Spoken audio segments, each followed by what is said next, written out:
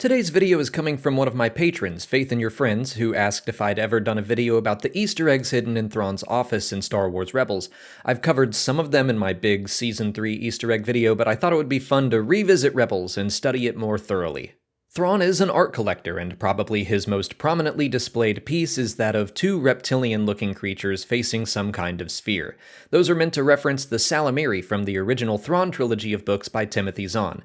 I expect the sphere is meant to be their homeworld of Merkur.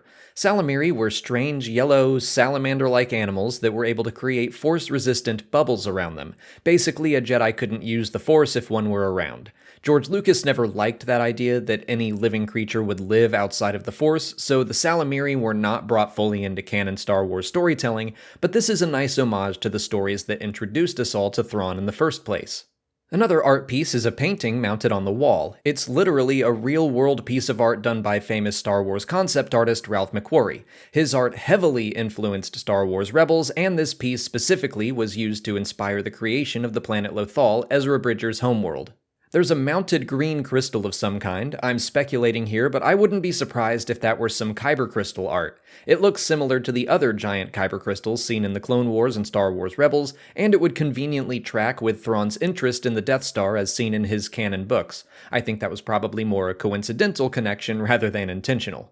There's also the bust of an Abednado, a species seen frequently in the sequel trilogy in characters like Elo Asti, Scythronali, and Sloan Low. In the hallway to Thrawn's office, he has a number of displays. I have no idea what most of them are, but one of them is the Holy Grail from Indiana Jones and the Last Crusade, so it joins the Ark of the Covenant, the Crystal Skull, and the headpiece of the Staff of Ra as Indiana Jones relics that have appeared in Star Wars storytelling. Getting a little less screen time, Gree's helmet can be seen mounted on one of the walls of the office. It's specifically said to be Gree's helmet in behind-the-scenes images for Star Wars Rebels.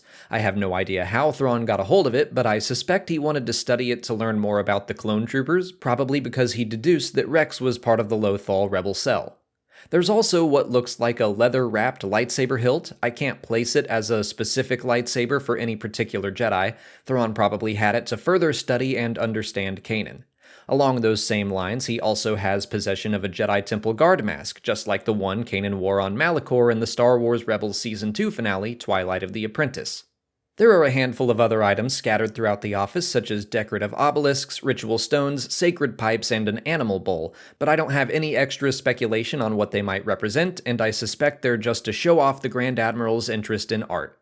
But that's everything I caught. Did you see anything I missed? Let me know in the comments. If you haven't already, please like this video, subscribe to the channel to keep up with all our Star Wars coverage, follow us on Twitch, Twitter, Instagram, and Facebook, and consider checking out our Patreon page.